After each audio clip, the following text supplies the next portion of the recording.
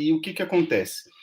Então, eu tenho lido assim, o pessoal falando assim: olha, se for fazer massa, faça massa, se for fazer massa fresca, faça massa fresca com ovos, mas nunca coloque água. Ponto. Tá, então essa é a primeira coisa que eu, uma outra coisa, eu falo assim, massa não precisa de ovo. Para que ovo? Eu li isso esses dias.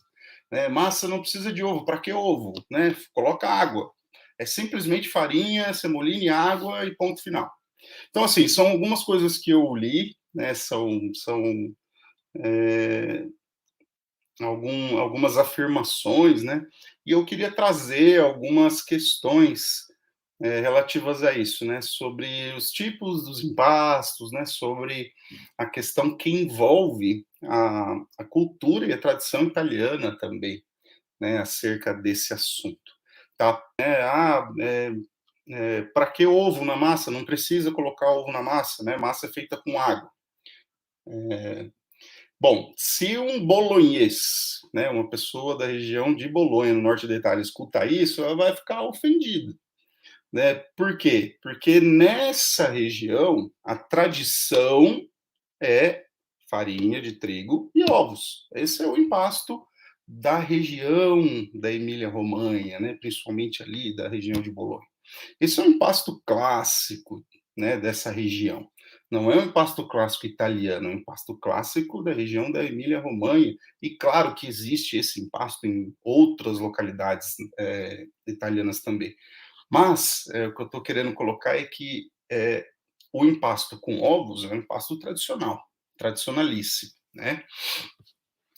para uma outra afirmação, que eu vi, impasto é farinha e ovos e jamais deve se colocar água, Então, assim, esses tipos de radicalismo, na verdade, não combinam, tá, pessoal, com a forma com que a gente entende a produção de massas. O próprio italiano, óbvio, gente, que ele é dotado de muito preciosismo, de muito bairrismo. Se você perguntar para um bolonhês, se deve se colocar semolina na massa, se deve se colocar água na massa, provavelmente ele vai dizer que não, que isso não existe, Mas isso é da tradição dele lá daquele local. Mas mesmo assim, ele sabe que a massa não é feita da mesma maneira em Bolonha que em outros lugares da Itália.